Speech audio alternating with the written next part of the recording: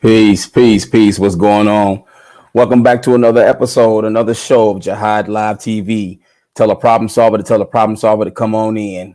Hope everybody had a good day today. It's been warm in Georgia the last couple of days, but now we're starting to get a little bit of this cold weather. Got a little nisky today. Your boy had to go to the orthopedics today and get a cortisone shot in my knee. Wasn't particularly too proud of that, too happy about that, but I had to get it done anyway.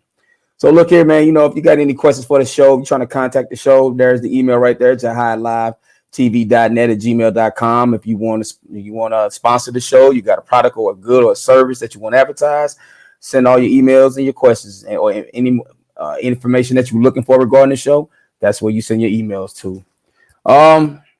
Before I get into tonight's guest, and last time he came on, we had some technical difficulties, and I apologize. But we got all those kinks worked out because the brother dropped some good jewels, as he will do again tonight.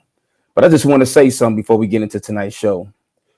Last night I had a family member that was on social media. She was live and she was kind of going through some things and just reaching out to the family and people in general. And, like a lot of people, she was dealing with depression, sadness, grief. A lot of things that a lot of people are really dealing with nowadays. Years ago, this wasn't really a big issue because, it was well known within the Black community. Like, we were strong enough to deal with our problems. We didn't need therapists. We didn't need people to kind of help us out along the way to try to help break down what was going with us psychologically. But all that time has changed. Now, I do have my position on why a lot of people are dealing with depression, anger, and all type of different psychological issues. But I don't know if everybody's ready for that message.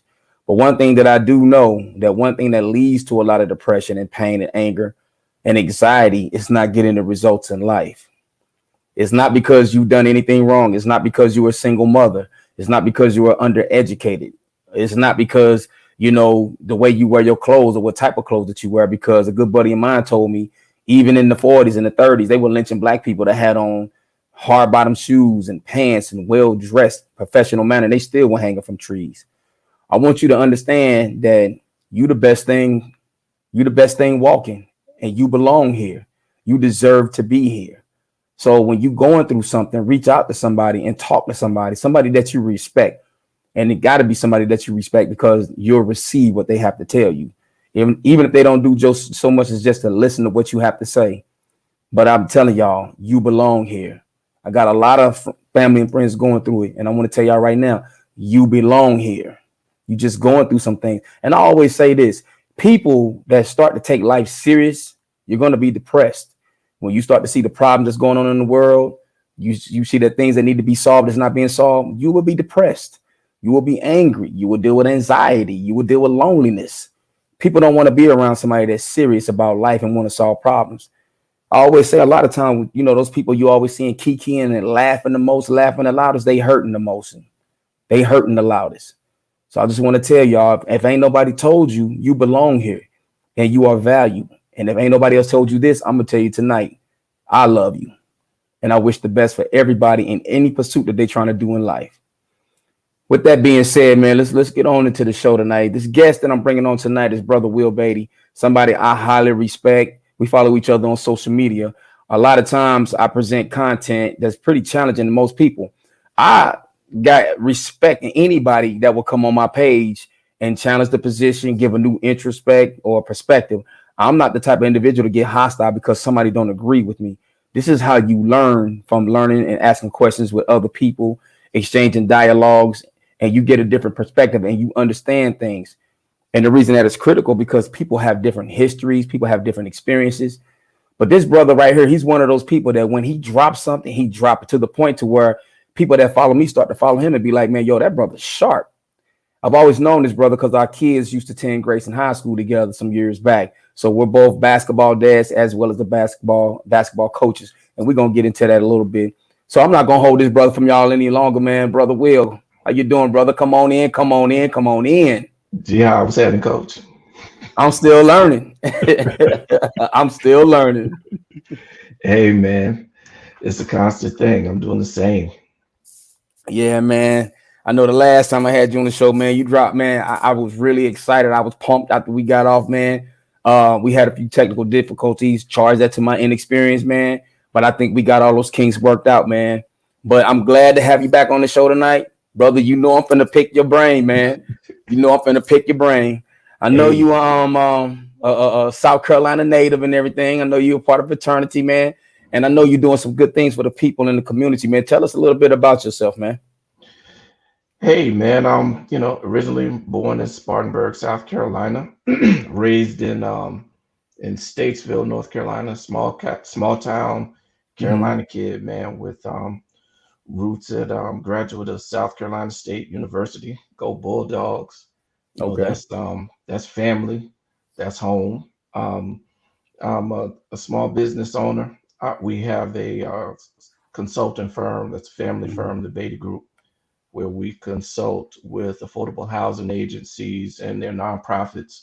We do business improvement services for them, strategic planning, asset repositioning.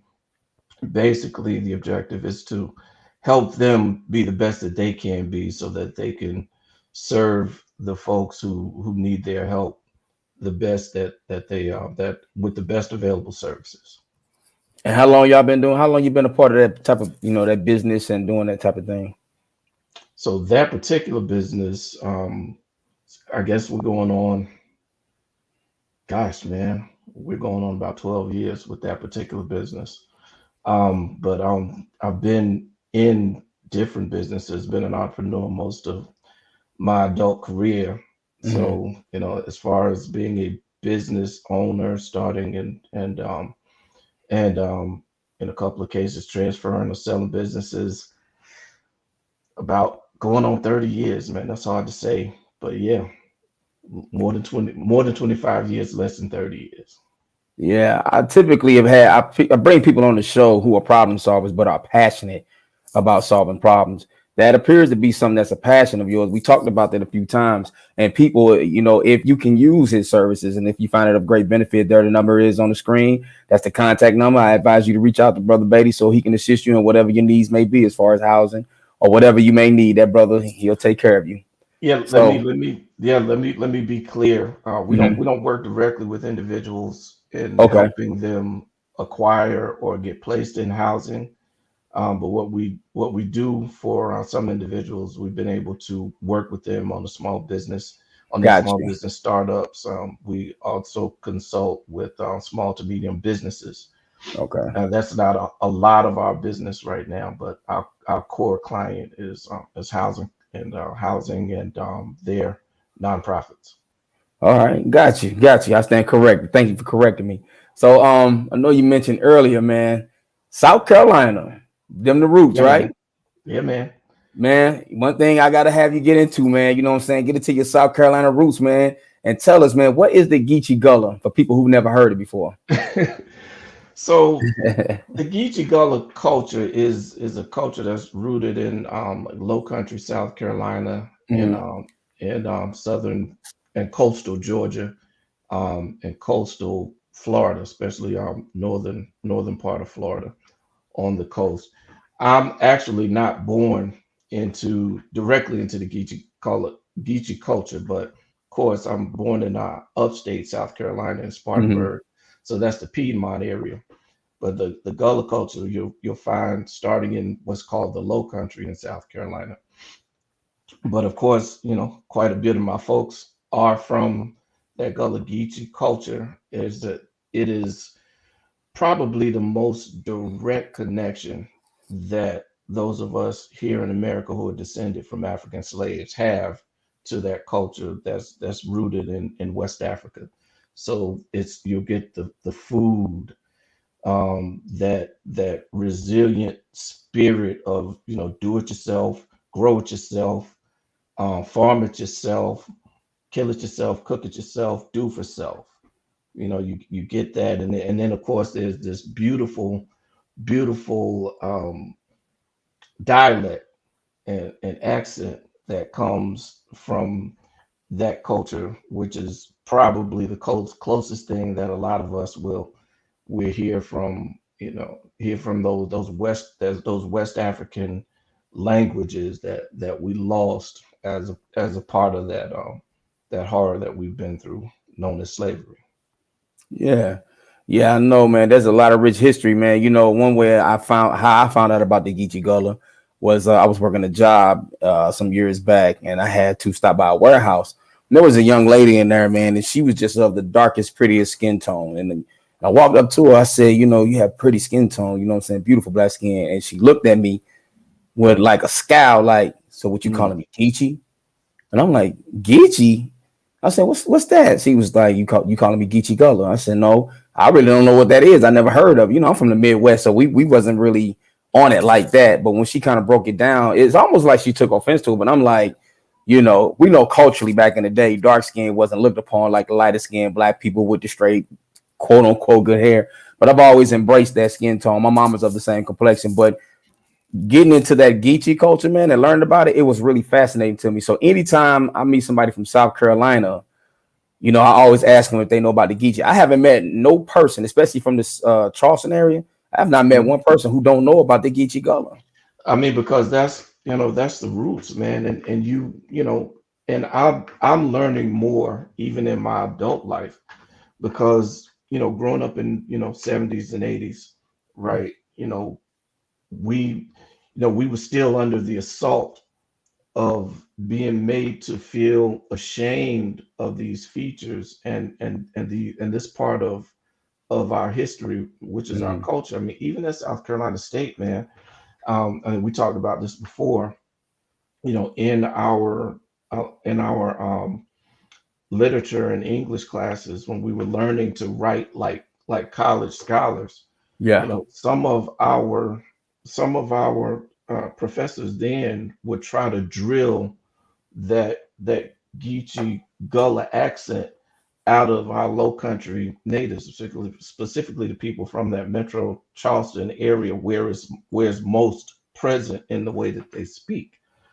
And looking back on that, just reflecting on that as I've grown to know more about myself, know more about the culture, and have gotten to the point where I love myself even more, to where I can't be made to feel ashamed of loving those things that come from that culture, like the watermelon coming from West Africa. That's Mm. part of who we are. Nobody's gonna ever make me ashamed of loving watermelon and certain foods that come from that culture and from that aesthetic.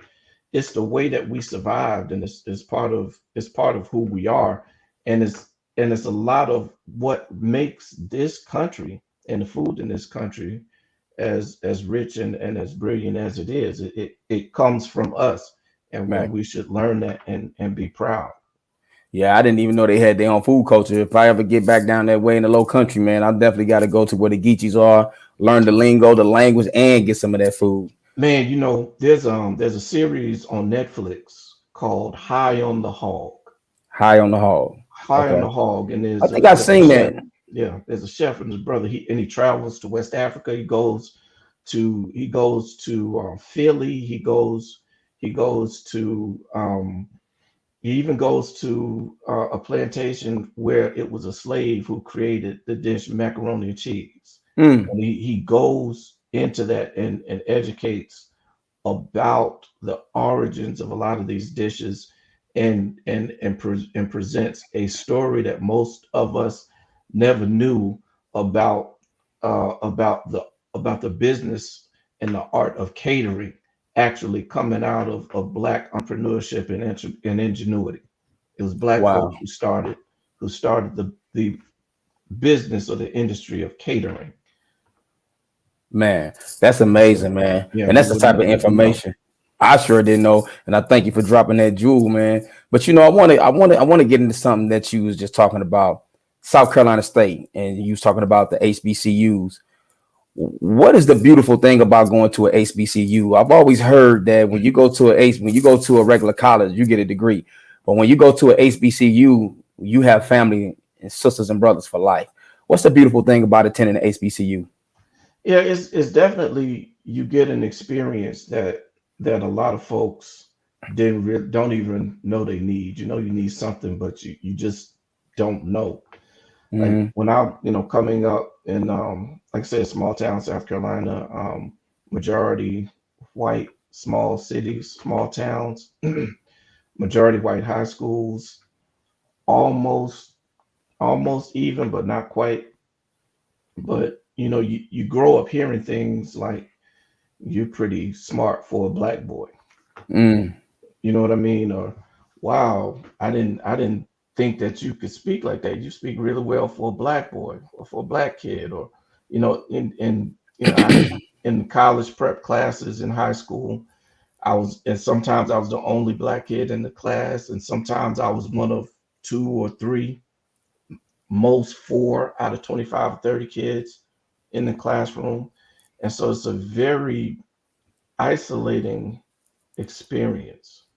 And it's a feeling, because it's a feeling that you don't really belong, and that you have to become something other than yourself to be able to compete, Mm. because not much of the information is about you or anybody that you come from. Mm. For a little while, you get, some Black history information. They're going to go back to slavery and the civil rights, and that's just about it. You might get some Langston Hughes and some Alice Walker if you're lucky, Yeah. maybe, right? Yeah. But but back then in the 80s, not much. And so I fortunate enough to come from a tradition of HBCU scholars. Yeah. We all went to South Carolina State. My mom, my dad, I went, a host of cousins, my uncles, aunts, um, all went graduated from South Carolina State University. Um, and that experience for us, in addition to just making friends, that I got like three godchildren out of that experience, with people Mm. that I'm still in touch with today. I've got lifelong friends who are like family. Our kids know each other and kick it. That's You know what's what I up. mean? And look for one another when we get together. And so it's just been an experience that taught me that I am enough, and taught me to love myself and be Right. able to walk into experiences as who I am, Right. because I'm valuable. I got that experience at the HBCU, and I wouldn't have, I did not have that in my educational experience from kindergarten to 12th grade. You know what? I'm glad you said that. Let's keep riding that wave. So, my next question to you would be, based on your wisdom and your experience in life, what educational tool would you implement in the school systems? I would teach real history, the real history of all of the different cultures. Just because you got a bunch of black kids don't mean you have a bunch of kids from the same culture. There could Mm. be Jamaican kids. There could be kids that are immigrated from countries in Africa. There could be Southern kids, Midwestern kids, West Coast kids, all from cultures that are similar but not the same. Asian children, the same thing. If you have Asian children, they're not all one. They're not all one culture. So Yeah. you have Chinese, you have Korean, you have Laotian, and you can run the gamut. And so I think schools ought to be more conscious of the cultures of the children that are present in their building and in their system, and teach those histories that that uplift all of them. We teach incomplete history, and that way we can't really see the value of one another. I I know mean, you was. most people won't pick up a remote control and realize that a black man invented that technology. A black person invented that technology. And by You knowing know, that, especially with our kids, instilling that value, do you think that, how important do you see when you talk about the implementation of our kids and what they need to learn in school, that value system? What do you think we would see differently generationally if we had these type of educational tools coming up? What do you think will be different about us culturally? I think the kids would see each other more clearly, and I think the parents would see each other more clearly, and we could actually treat each other as valuable human beings. I mean, right now, the story is told from a majority from one perspective, Mm-hmm. and so it's a concession that those folk who are in the majority, you know, occasionally have to think about the world from our perspective, but they don't have to value it. They've never been required to, and so if you're not required to think of another person's perspective, you don't have to know about it. You can walk around thinking that yours is the superior perspective and that yours is the true and accurate version of history. So Right. I would teach real history, the complete story of all of the different kinds of people that come through those schools. And I would teach financial literacy. Yeah, we definitely need that. We'll see more constructive items than just J's and iPhones or whatever. So Right. switching lanes, man, going into I'm going to talk about politics a little bit because I know this is an area that you just got. Like when you speak, I listen. Like you are a definite teacher of politics. I used to be one of those people, like a lot of black people, like politics ain't nothing, voting ain't nothing. And then I realized that anything that's constructed that needs to be destroyed, it can be destroyed. The same thing that took to build it, the seeds that it took to build it are the same seeds that would it take to destroy it. So with that being said, I think politically literate people are critical in how we move and how we vote. All right. So with that being said, my first question to you is, how would you define social justice? And I asked that question is because when we was dealing with the George Floyd situation, we were dealing with Breonna Taylor, we was dealing with the Jacob situation. I think it was in Ohio. We had a lot of things that was going on with injustices. Charlottesville, Virginia, and all of a sudden you start to see professional sports and other platforms talk about social justice. Social justice. Now, in the past, we know that when it comes to minority quickly switched from a black agenda to Asians, the brown community, the LGBT people they considered minorities, underprivileged, not a lot of access to a lot of resources. So when you hear the word social justice, how do you define that? I want to hear the people who are in charge acknowledge that there is a problem. Mm-hmm. You can't set about trying to fix a problem that you don't believe is a problem. And so I think we're, that's evolving. That is sinking more and more into the leadership, as we move on and as we progress. And I think that's the result. That's the reason for all of this pushback from people who are actually a minority of folk, numbers wise and voter wise in this country. We are run by a minority of, of voter opinion because of the way that the electoral college is set up, and because of the way that most of the state and municipal voter systems are gerrymandered right now. And so the good news is there are more people, black, white, Asian, and everyone else, who believe and understand that there's a problem than there are people who don't believe that there's a problem. Problem is the folks who don't believe that there's a problem have majority of the power, especially at the state Mm. local level. Wow, I never looked at it like that, and that And does make so a lot of sense, man. Because there's powers in numbers, which means that when it comes to actually getting change, you're going to have to cross the lines of ethnicity. You're going to have to cross the lines of religion, race, sexual orientation. At the end of the day, a lot of people know, I am a student of Neely Fuller Jr. And his definition of justice, he always talked about what is justice. He could never find a legitimate uh, definition for justice, but he came up with a compensatory definition, which is justice is guaranteeing that no one is mistreated and guaranteed that those who need the most help get the most constructive help, which doesn't mean just black people only, for all people. right. That's the world that It's we need, equity. is equity. And I think sometimes our people are misled to want to have a gain of power and resources, but only with the black agenda. And the black agenda is required and it's needed, but it has to be put in its proper context. Because at the end of the day, the people are more powerful than the corporate because we talking numbers. The people that actually run and control everything are small in numbers. But I think you said it this the first time. There's been a lot of lies told about each other. when you said that, it made a lot of sense. Matter of fact, can you elaborate on that just a little bit more this time around? So, we've been lied to about one another. Mm-hmm.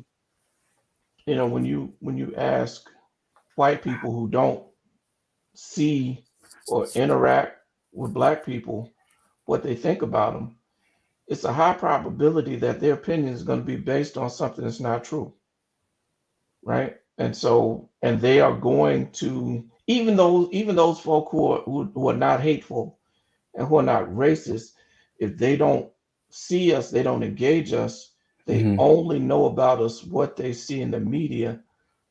You couldn't really blame them for thinking that they were dealing with an inferior being Yeah. because they don't know. They've been lied to.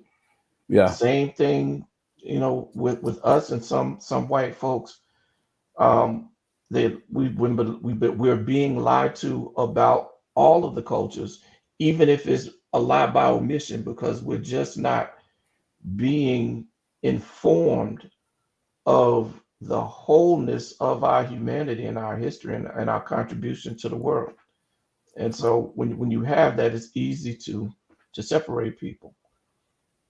And Wow. propaganda is a big industry, It really right? is. And it's a lot of money dumped into it, man.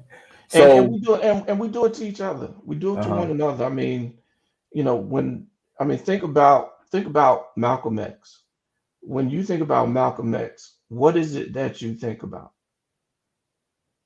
The first thing, The first thing that I would think about are the popular opinion of him. popular opinion. First thing, A radical, angry, extremist black man. by any means necessary, Mm. right? But Malcolm X had evolved to Malik El-Haj Shabazz, who was willing to engage partnerships with other communities. Hmm. But that's not the man that we romanticize.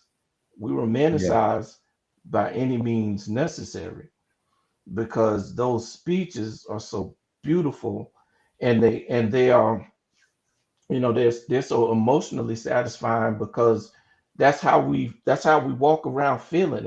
And those speeches, though his most popular speeches when he was with the Nation of Islam, they articulate our Yeah. frustration even still today. Yeah. But he had grown past that after he took the Hajj.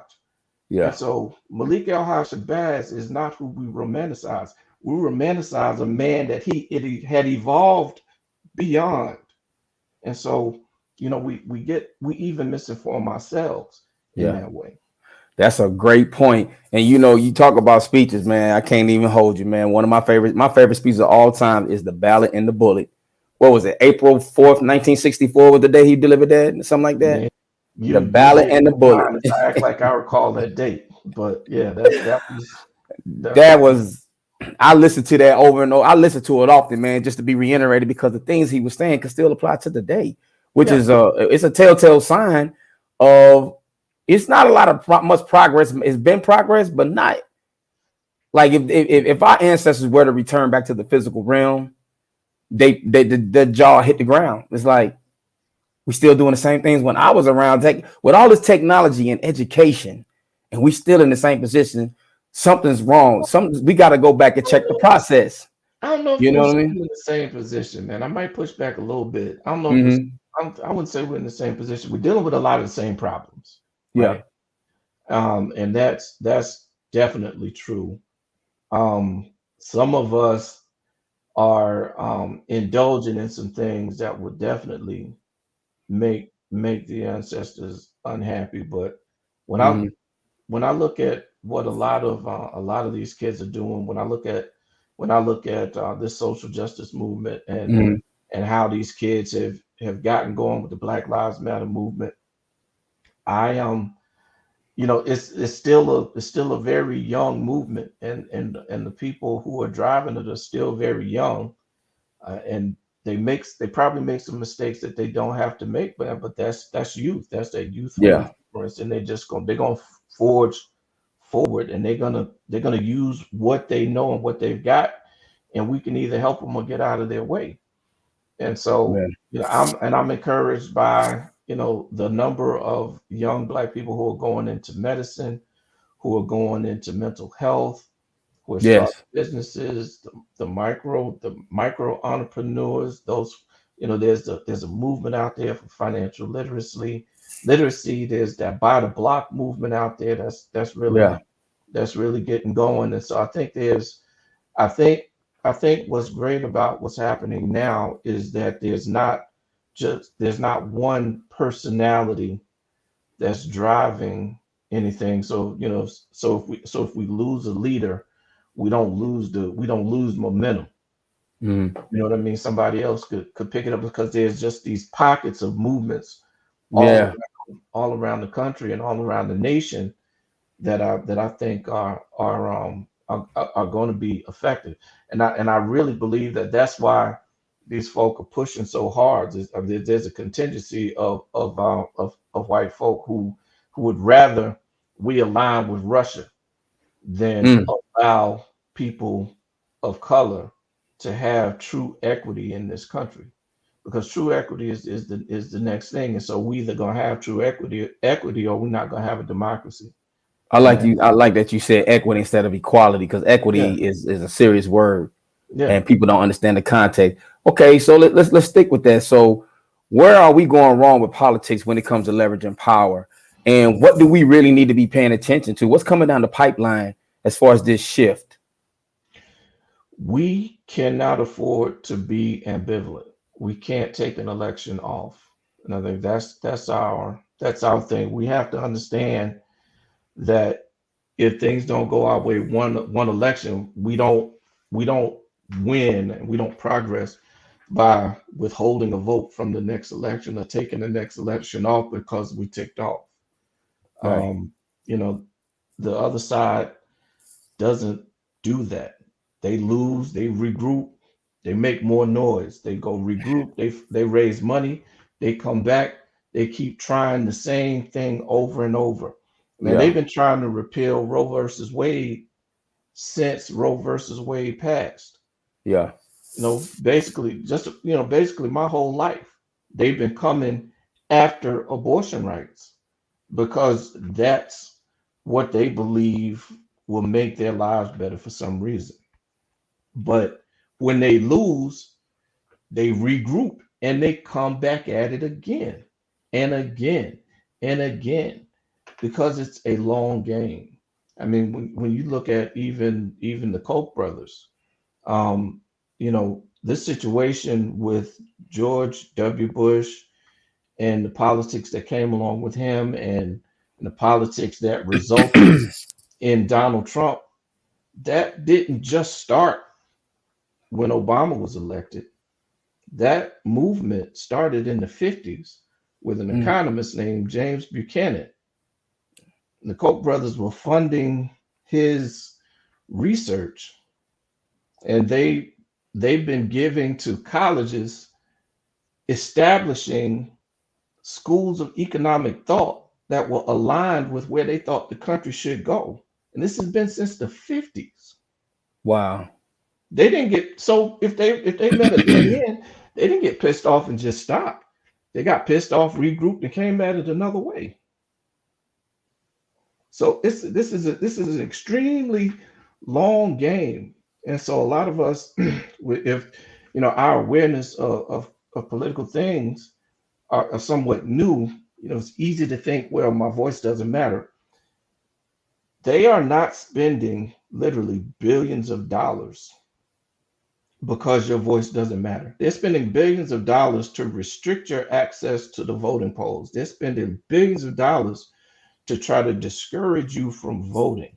They're spending billions of dollars to try to dilute your vote and your power when you show up to the poll. They're not doing that because it don't matter. They're doing that because when you show up, you get results, Yeah. and results that they don't want. Yeah. And so And this, it's so true what you you say, can't because when I go to the country, I see Trump 2024 flags already. listen. Already. They're not gonna stop. They're not gonna stop. But the danger is we'll get ticked off and we'll get distracted and we'll figure, well, it didn't go my way the last time. I ain't got time for it. That's what they want you to think. That's what they want you to do. They don't do that. They keep coming back over and over and over again. They take the win, they come back and try to go further. We don't live in a society where a president or a mayor or a city councilman that we like can get in and just push a button and make things go the way that they might want it to go. We don't live in that society. It's competing ideas. So it's going to have to be coalitions across different interests, across different cultures, across different communities that have these things in common that can move the culture, that can move the country forward. I think when I look back at who did it best at such a young age, Fred Hampton. Mm. Fred Hampton had to go. And why do you think they got him and they didn't get Stokely Carmichael? I have absolutely no idea. Because Stokely Carmichael was a lightning rod. Maybe they tried to get him, but if they really wanted him, they would have got him. But he was a lightning rod. When he spoke, he didn't create coalitions. Fred Hampton created coalitions in Chicago.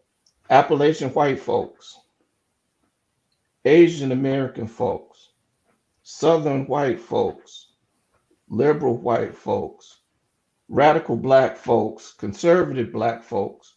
Fred Hampton could get them in a room and create coalitions. That's a problem. Mm. And so it's going to be coalitions that keep us strong. They Fred Hampton had to go in that time because he could build coalitions. Man, that's a great point, man. And as much as a lot of my, we respect a lot of our former freedom fighters. I can't say I've done that in depth study of Fred Hampton, but that right there, what you just gave me was a lot for me to go and start tomorrow. And it's a lot of things when I look back on those times, documentaries, movies, the representation of movies. They don't really give you the true essence of the history behind it. But I'm pretty sure that if a lot of people was to really dig and go do some real research, I mean, like dig, they probably not the person that they admonish so much and just praise, they probably wouldn't praise him for some of the stuff that went on back in that time that probably people never just even found out as far as the advancement of the people. And I think what you pointed out right there was that direction.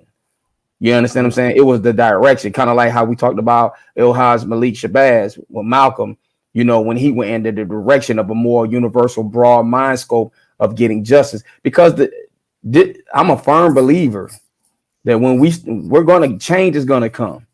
This system was born to die. A lot of things that's in place, these structures, all these things will begin to crumble. But I don't believe we're going to ever be a type of people that's going to consciously problem solve it or move forward.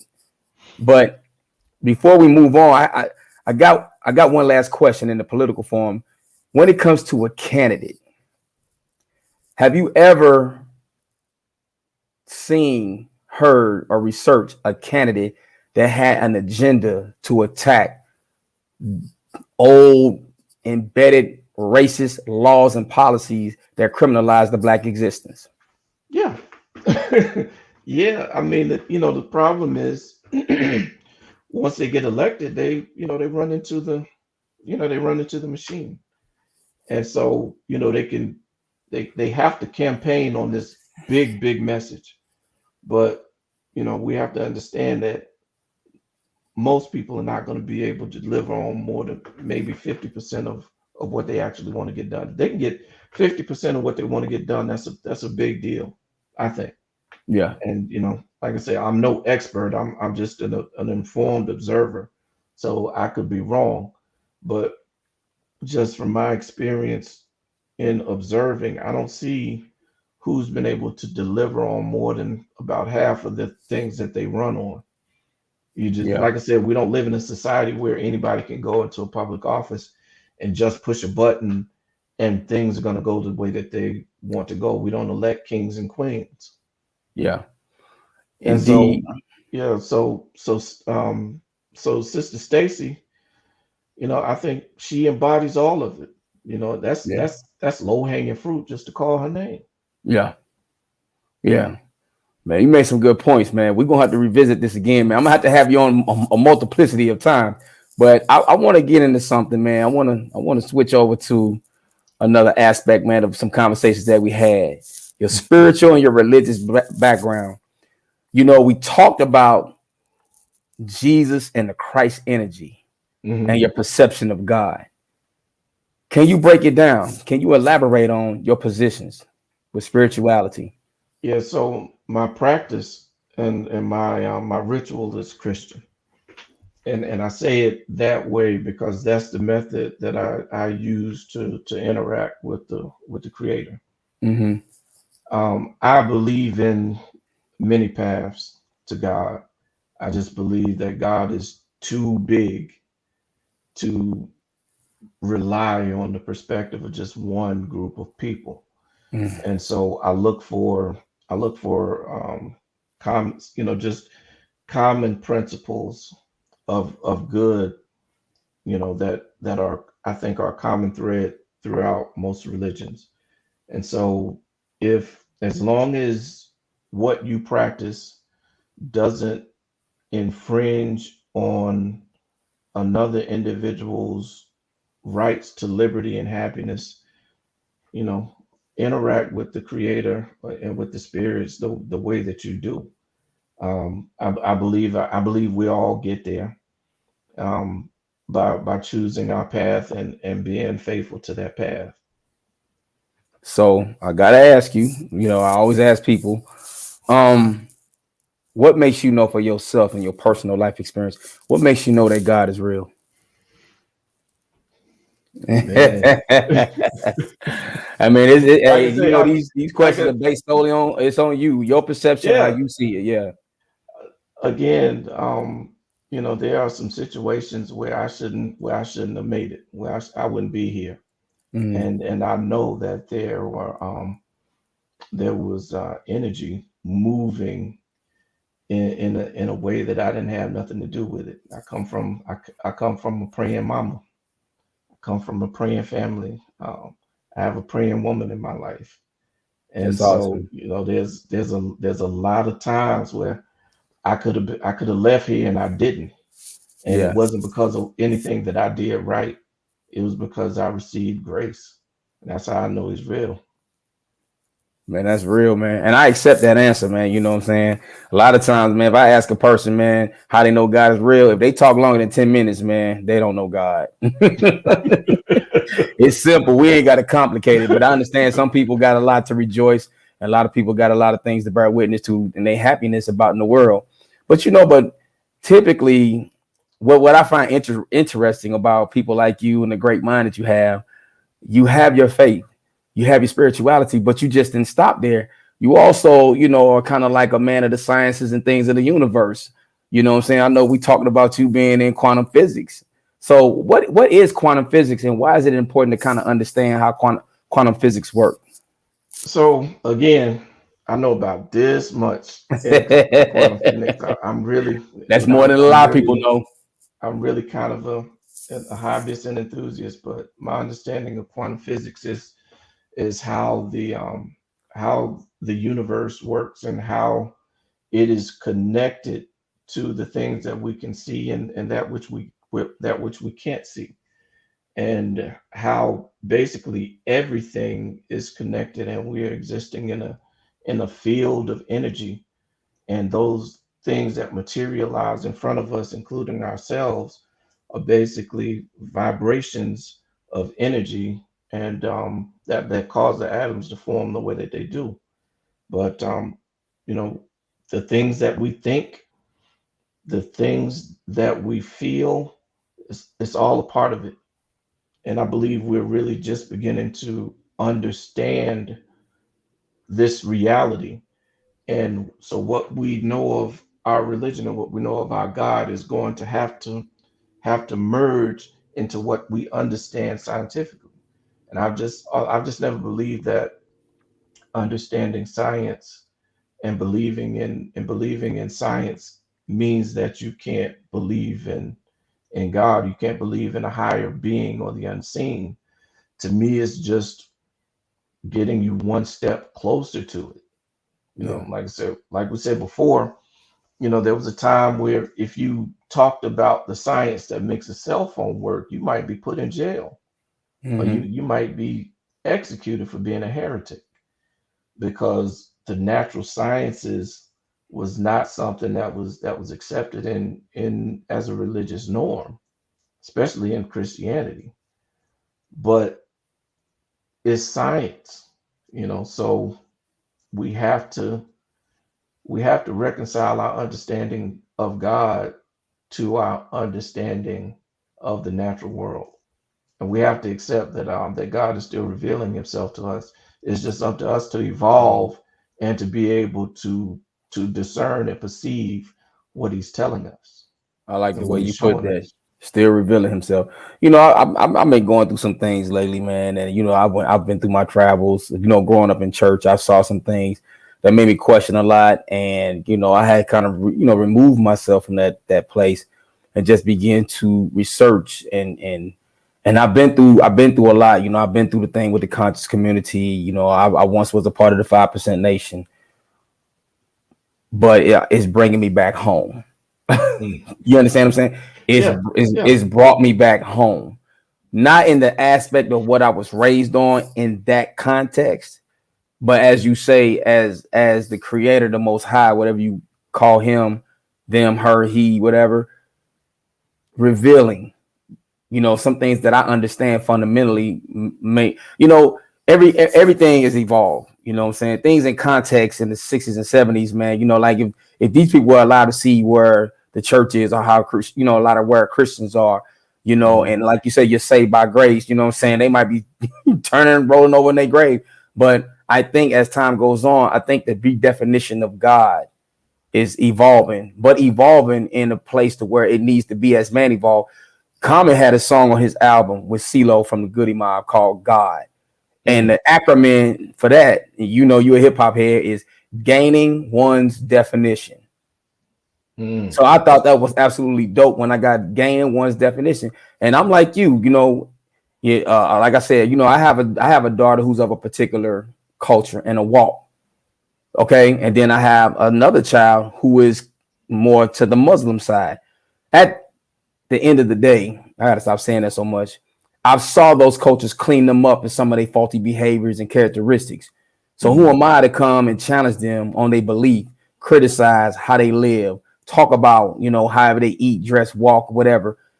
I think God is gaining one's definition that has them acting of a certain way that is civilized, that is loving and peaceful towards all people. And that's what's important.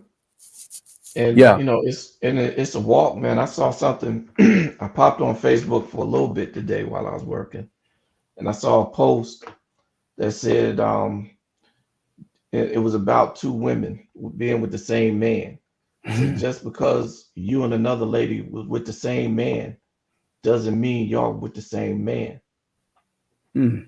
And that resonated with me because we should always be growing. We should always be evolving.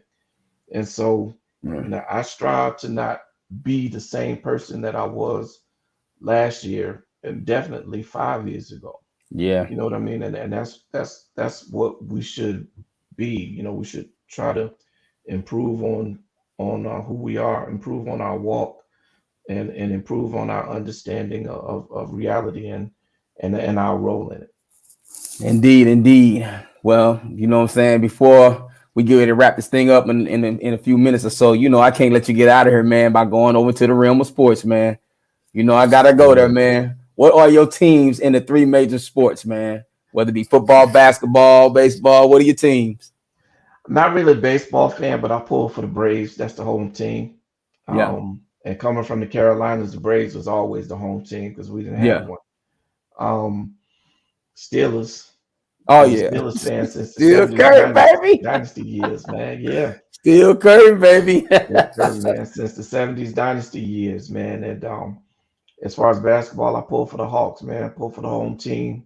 I Yeah, like the Hornets because I was in Carolina when the that's Hornets right. got That's right. started, you know. That's So right. I Yeah. I like them. I pull for them. I had grown up a Philly fan Mm-hmm. because I was a Dr. J fan. And Yes. so, going way back, I was a fan of of that era, Philly. But I just felt like when they traded Allen Iverson, I didn't feel like they did him right, and I just got Mm-hmm. tired of them like that. Y'all don't want to win. I'm gonna Yeah. just put y'all down. I'm a Hawks fan. Kind of like how Pittsburgh do. Pittsburgh fire everybody but coaches and quarterbacks. Like my partner Calvin said, they got Yeah, rid of Palomalu and Harrison. I felt a certain type of way. But I got a quick trivia question for you before we move on. You say you a Dr. J fan. That's what made you a Philly fan, right? yeah.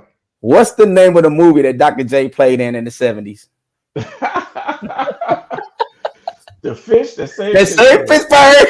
Pittsburgh. I got that on DVD. I got that on DVD. I ain't lying, That's what's man. up. Listen, Man, man. that's what's up. The next time I get in a serious relationship, man, I'm gonna go rent a drop top car with a basketball, pull up at a court at nighttime and start laying up the ball like he did in the movie. He did that in some hard bottoms in a Rolls Royce in the ghetto, man. That's how they did it, man. You remember, man, Yeah. we used to come home from school wearing them hush puppies or whatever and just start hooping. Yeah, man, it were the good old days. So moving right along, man, get into this thing, man. Because I just want to cover some things right quick, man, because it's a lot, man. I mean, I can line up 100 questions for you, man. I can listen all night. In the state of sports, and what's going on with the Rooney rules, with the hiring of minority coaches in the NFL. In this situation, the NBA has actually done a better job as far as with the hiring of minority coaches. MLB has done, MLB is okay. They had Dusty Baker with a few other ones. I forgot my man that used to coach the Texas Rangers. But when we look at history, when we look at the yesteryear, when we look at today, and we look at tomorrow, my next question is, what is or what will be the legacy of the black coach? And I asked that question because when you look at white coaches, okay, I always say white people are self-promoting. Coach K is a great coach. He built a legacy, but I always say he was allowed to build it. He was privileged and allowed to build the legacy. Coach Cal was allowed and privileged to build a legacy. A lot of these concepts of basketball came from great black basketball minds. What do you think is going to be the legacy of a black coach? I think they're really starting to highlight the impact. Mm-hmm. There's a lot of people who know Eddie Robinson's name that didn't have to know his name before, right? Yeah. And so I think it's moving forward, and I think the legacy of the black coach is going to be high impact and winning, and the young men and the men that they produced as a result of their leadership and their tutelage, they've been solid men. So I think that's their legacy, and Yeah. the progress that we're experiencing now is part of their legacy. So Yeah. the NFL, the NBA is moving along faster because they have a stronger players union Yeah. than the NFL does. And so, it's just gonna take a little more time. But like I said about politics, man, you go until you can't, and then you keep going. Yeah. It doesn't stop. You just keep going and keep going and keep going, and you win, you keep going, try to get a little more, you lose, you regroup, and come back again. Yeah. Yeah. I just want to see, the men and women, because you got to throw in the women in there. Don Staley, I think that's sister at Jackson State. She's a great coach. I watched the game between Jackson State play Mississippi State, the HBCU. They played the Mississippi State Bulldogs and took them to the wire. I love to see when HBCUs put a product on the floor, believable bodies, great talent and skill and discipline. You know, just like the Mhm. one time I told you about when Chris Paul had on the NBA, they was out in Phoenix. He had Norfolk State. Now, I think it was Howard put on a great show, made me Yeah. proud, which is where I think HBCUs need to go. So, with that being said, can what's going on down in Jackson State influence the NFL to start taking the ranks of HBCU football athletes more serious? I think it's going to increase the presence with the audience. I Mm. believe that I guess the NFL could do more, but the NFL has been finding kids in the HBCU ranks, not nearly enough. Um, but South Carolina State has a legacy of putting kids into the league. Yeah. Um, we got four Hall of Famers. What is it? Ladarius Stafford, I think, was the kid that just made the last one. Because I went and checked the numbers. Out of 259 open roster slots, only 18 HBCU athletes made it. And I think the kid out of South Carolina State, I think his name was Ladarius Stanford or something like that. I forgot his name, Mm, but he came out of South the Carolina State. cornerback, yeah, Yeah. cornerback kid, yeah. I, Um, I'm thinking his name in a minute. Just because you asked me, I'm having a brain freeze. it's But always like that, ain't it? he showed out in the Celebration Bowl. He really locked down those receivers that Deion Sanders was bragging so much about before the Yeah. game. Yeah. Yeah. Um, Yeah. I hate I didn't make that game. oh man, it was a lot of fun, man, and it went exactly as I expected it Oh yeah. Oh yeah. to. Oh yeah, man. Well, I want to see Dion pull it off. I really do. He got kids that believed in him, that pulled him. I like I said when it first came out, I just don't want it to be about Dion. I don't want it. You know, he's building a great legacy. He already built a legacy as an athlete. But when these top recruits, what's the compensation for these kids? You got them now. What are you going to do? Are you going to develop them into athletes? You know, if you want to, you might understand when I say this, and you might not. But I always say you don't necessarily have to do everything the black way, but do things the right way. You know what I'm Mhm. saying? Honor the talent that you have and prepare them for the tools that you need, and not so much about the celebration that we got these top. You know what I'm saying? Get serious about the program, produce them, develop them, go out there and compete against the top Power Fives. You understand what I'm saying? And not only just Jackson State, all of them. I want to see the HBCU brand grow because I ain't gonna lie. I sometimes I just can't watch it. You know what I'm saying? Yeah. But I know we have great talent, and I know it starts with the leadership, and it starts with the coaches, and it starts with the community. Because I'm happy to start seeing people fill the stands because I just can't stand to watch a game and these boys are playing hard and nobody's in the stands. That just Ain't irks me. nobody's in the But stand. It's but tough. but everybody in the state of Alabama, Roll Tide and War Eagle, and you got Alabama State and Alabama A&M. They don't get the same support. Yeah. So And I think that impact will happen. I think what Dion is doing. I think Dion's presence is good for HBCU football because it, yeah, it just needed the higher profile. It needed the light. And I think the trend of some former NFL players coming in to participate in these programs and even get coaching jobs is a good trend, but they're gonna have to coach for real because let's not get it twisted. There's always been great coaching yeah. at that HBCU level, Okay. even though they're not making $2-3 million, $30 million a year. The Buddy Pews of the world have been solid winning coaches for a long time. And just because you Deion Sanders, don't mean you're gonna come in and coach on his level. Yeah, So that part has to evolve. But I think the way he's been able to leverage his connections and his celebrity and the passion that he has for that program and to see those kids do well, I think has been good for HBCU football overall. I said we got 2 3-star kids out of Greensboro that we probably don't get without the attention that Dion has been able to get. And if Dion doesn't sign Travis Hunter, I that's don't right. know if those kids believe Buddy Pugh as much as they did after, after this kind of high profile situation is happening with HBCU football. And now with the NIL deals, we can give them homecoming and the NIL deal. We compete now, baby. It's a different Yeah, world. it It's a is. different world. Well, I'm definitely looking forward to the upcoming HBCU season. I would definitely be dialed in. I definitely will be watching Jackson State to see how they come along. But I want them to succeed. I want them to become the landmark. We understand, and it's kind of crazy because South Carolina has always been a good program, which my son considers South Carolina State, not South Carolina, Mhm. but South Carolina State. I've always thought Alcorn had a good program. Steve McNair came out of Great Alcorn, program. and one team that really impressed me, who I said I really think they can go up against Alabama a couple of years ago when I went down to Washington play, was North Carolina A&T. I can't remember this Yeah. running back now. They had a 5'8" running back, man. Nobody could bring this kid down. I always wonder why I couldn't remember his name, but that was around the time that Georgia Dome was still up and around. So, Yeah. but And it's the money, man.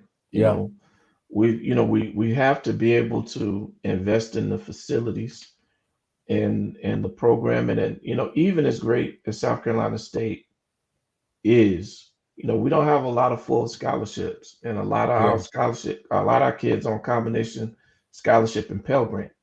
yeah. You know what I mean? So it's the money, man. It's You the know, money. before I get into the next question, because I know we need to wrap this up. Uh, the thing when you talk about the money, now you live here in Atlanta, you do remember what happened with Morris Brown a couple years ago. When you Hmm. see HBCU start to struggle because a lot of money is starting to be dumped in HBCU, but the people that's putting the money in the funding don't look like us. So in the state that HBCUs have got in, does that solely fall back on the alumni? Well, we have to give more as an alumni association, but you have to consider, our alum don't come out making the kind of money. You know, we got a lot of good people making real good livings. But if you compare the number of millionaires Clemson has just because of the number of alum that they have versus the number of millionaires that South Carolina State has, Clemson is going to have more just because they've had more students. And so Yeah, you're getting from a smaller alum base and from those folks who are making good livings, but not a whole bunch of uber wealthy folk. yeah. I hear you on that, man. Well, maybe one day, man, the HBC ranks we can get to that level and we get there and get amongst that because we got the bands, man. You know what I'm Oh saying? yeah. You know, We the got the marching 100 experience, out of man. fam, you got the experience. You know what I'm Got the saying? Now, experience. speaking of music, before you get out of here now, gotta ask you, when did you first fall in love with hip hop? Man, it was 1979, man. I heard Rappers Delight on the radio. And then I stayed by the radio with my cassette queued up so I could record it Uh-huh. on the radio. Hold on, we got a question. Here we go again. He back. My brother Calvin says, why do we even, let me go ahead and highlight this right quick. Why do we even compare HBCU to big time D1? I guess that's for me. Or if you want to take that, you Oh, want to take it, be on. I think it's just people's Mhm, natural inclination to make comparisons. But mhm, I think both of those levels have their place. mhm. You know what I mean? We just want a little bit more on the table for HBCUs, and so and as far as the academics and the actual support goes, Mhm. when you look at the state supported HBCUs and the portion of state funding that is allocated to HBCUs versus the state funding that's allocated to the PWI state supported schools, the state supported HBCUs are not getting an equitable portion of that funding.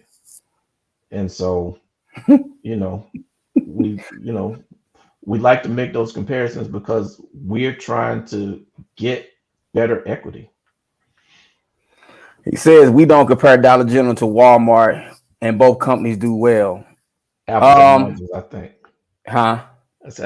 It's kind of an apple and oranges Yeah, there's apples and comparison. oranges. Yeah, I would agree.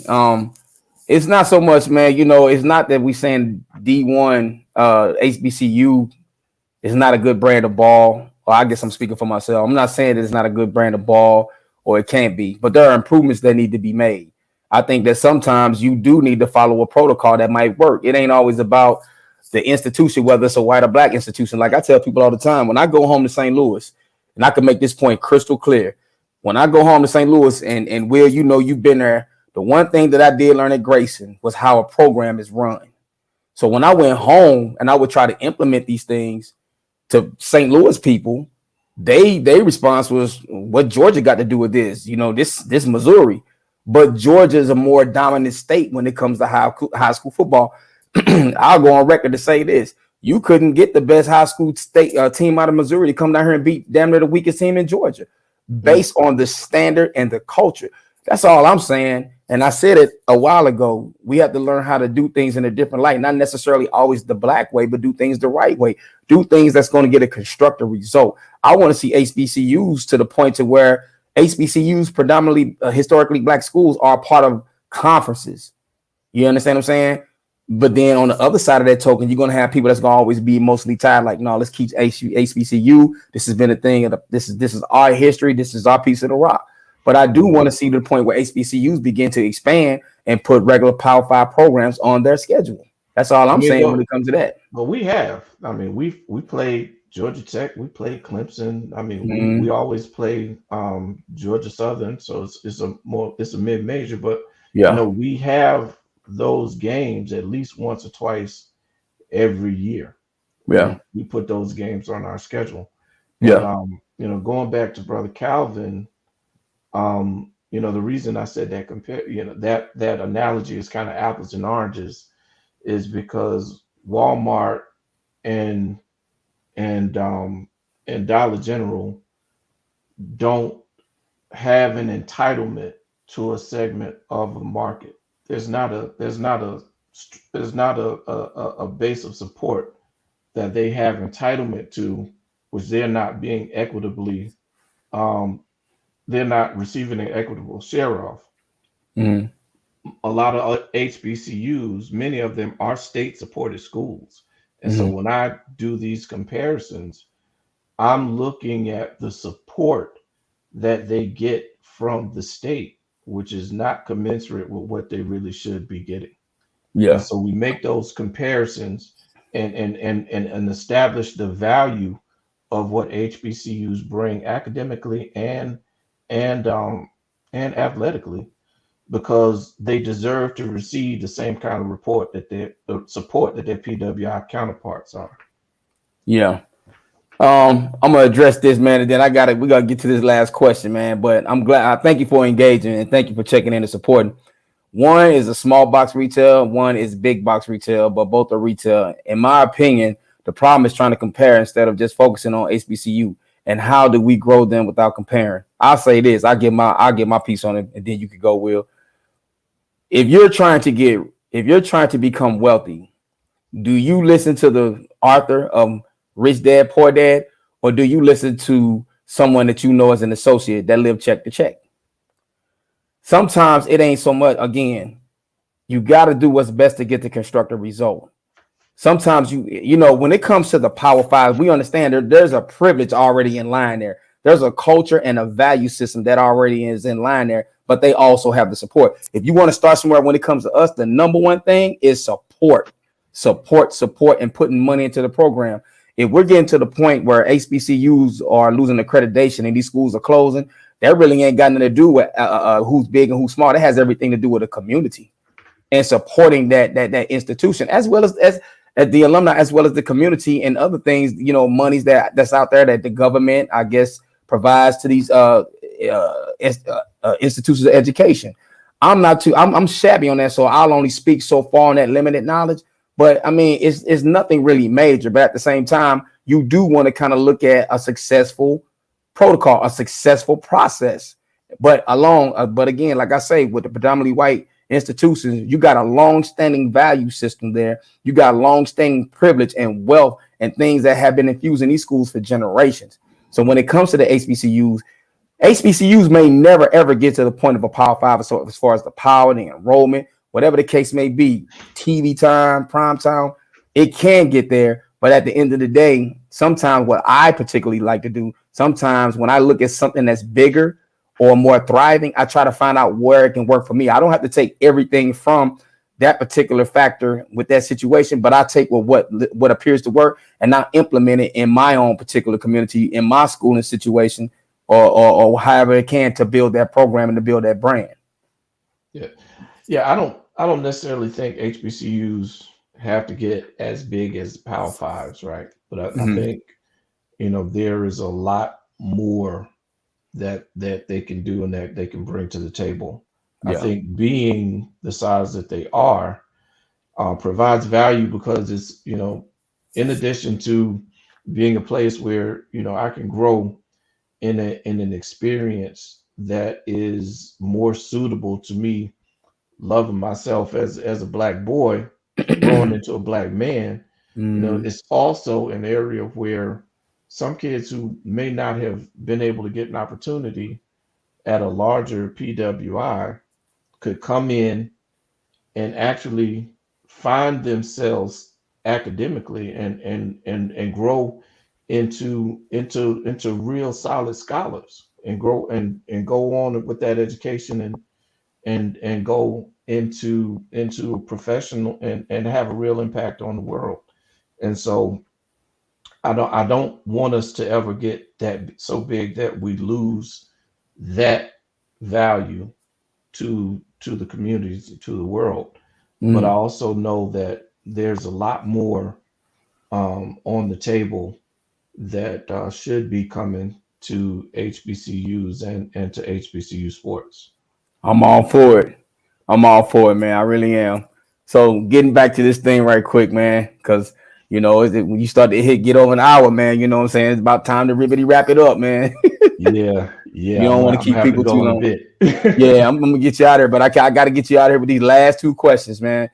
You said now when I first asked you when did you fall in love with hip hop, you said it was 1979, and you said it was Rapper's Delight. It was Rapper's Delight, first rap song I ever heard. Well, by a And rapper. you know it's and see you having Southern roots. How was it? So were there any hip hop groups at that time in the South that influenced you as much as Rappers Delight, or was it just pretty much like because Bronx is the hip hop birthplace of Yeah. hip hop? Not you know So what, man, not a lot of rappers, but a lot of the dancing, the popping and locking. yeah, Because in Spartanburg, there was the roller skate culture, and then the kids used to form these dance groups, and they were older than me at the time, but that's who roller was. skating in Spartanburg, Oh man, yeah, yeah, yeah, man, really? yeah, yeah. Every Sunday night, baby, every Sunday night. You skate? I used to every Sunday night, man. But we would skate from like 7 to 9 and Hmm. dance from 9 to 11. And we had a Okay. cat named DJ Hollywood, rest his Okay. soul. But Mm. Hollywood what he had that 1 hour on the local AM radio station that played soul music. And so, we would hear, the lakesides and the barcades and that kind of stuff for like 1.5 hours, something like that. And he would take call in. And so you spent that hour trying to get on the phone so you could do your shout out and do your request. And then he would just light it up on Sunday nights and Wednesday nights at one of two different skating rinks that we had in the town. And we lived for that, man. I had to beg my big cousin to let me ride to the skating rink with her because I'm too little to drive. You But used to that's break something I dance? really want. I popped a little bit. I wasn't real good, but Did I you have did. a Jerry curl? Nah, didn't have my mom wasn't having that. She wasn't having it at all. But That's yeah. My dad was the same way, man. He ain't allowed us to put chemicals in our hair, man. That's no, awesome. but I popped a little bit, but I did have the Pumas with the fat laces and I did the too. Lee jeans and the Oh yeah. creases and the Levi's and all that. I did that. I see you I got was running Q-Tip my and Fife B-boy on the band. t-shirt. Man, yeah. Man, yes. To this day, man. To this day. You ever seen them live? You know what, man? As many shows as I've been to, I've never seen Tribe live. Mm. Tribe, one of my favorite groups. I've seen maybe 30 different acts. I never saw Tribe. Wow. What was the That's best crazy. hip hop show you ever seen? Man, it's a tie. The best hip hop performer I've ever seen is the three-way tie. It's four-way tie. It's the Roots, Ooh, KRS-One, because KRS-One just he like a rap Luther. He just stand and deliver. He don't need nothing else but yeah. the mic and the DJ. Dougie Fresh and LL Cool J. Wow. I never seen LL Cool J live, but I'll tell you this: the best show that I ever seen in all ever, whether it was hip hop or R&B or blues, because when I moved down the south, I started going to listen to the blues. Mm. Two performers I always wanted to see. I never got one. He's not hip hop, was Prince. I always wanted to see Prince live. Oh yeah, I saw But Prince once. the best show I ever seen was the Roots, Goody Mob, and the Fugees were on one bill. That's when the Fugees had the score. That album couldn't do no wrong. But I'm gonna tell you I something forgot about about that. that, and I saw Lauryn Hill. Oh The summer that summer that she released Miseducation, I saw her yeah, twice, and that I mean that's the best hip hop Miseducation. show. Lauren is crazy. That's crazy show. I'm gonna tell you. You mentioned the Roots. I'm gonna tell you about Black Thought. What a lot of people don't realize about this brother. He had just got out the hospital because he was kind of under the weather that night, but he came to perform because it was a sold out. We came from St. Louis to Mizzou. The show was at Mizzou. When I tell you he got the best win of any MC I've ever seen, once he got started, he never stopped. You didn't hear him gasping for breath, and he was clear. So Black Thought, he's that dude, man. He is that dude. So one last question before you get out of here. And it's a humdinger. All right. One last question. If you had the opportunity to have a conversation with a freedom fighter in the fight for justice who is now an ancestor, who would it be and what questions would you ask them? Malik El Shabazz, and I would ask him, how do we continue to foster an environment of coalition among radicals? Mm, that's We absolutely just amazing. we just talked about it. I mean, we got away from who he had evolved to become. So, what would it be like if Malik El Shabazz could have lived to be 60 or 65, 70 years old? Wow. What happened? Uh, Because what happens when he begins to reach across communities and form coalitions with people who he remained at odds with all the time? that's absolutely amazing, man. And on that note, man, we're gonna go ahead and wrap the show up, man. Will, I thank you for coming on. I thank you for giving me another hour and some change of your time, in spite of what happened the first time, because I know people's time ain't cheap and you got family and things to do. You came on the show and just dropped some jewels as always. I really appreciate you, man. Even during giving this interview, man, it's just amazing the stuff that you present to us, because there's a lot of stuff that I did not know. You definitely sparked me about Fred Hampton. I saw the Judas and the Messiah, but I really need to get into some real research and study. And I'm grateful for the context that you put on, some historical aspects, things we talked about with the HBC. Brother, I want you to be a repeat person to come on this show from time to time. I told you I got the power panel coming up, man. You most definitely have to come on, man. I gotta have you on with the heavy hitters, man. Hey, thank you, man. I just hope I can live up to it, brother. I appreciate the accolades, man. Thank you. Man, thank you so much. And man, I thank everybody for checking in tonight. Listen, if you like what's going on this channel and the content, please hit the like, share, and subscribe button. Tell a problem solver to tell a problem solver to come on in. This is where we go. This is where the problem solver becomes the teacher. We bring them back sexy to the everyday hardworking man and woman that impacts your life within proximity. And on that note, I always say, don't tell me what you know if you can't show me the reality. Until next time, peace out.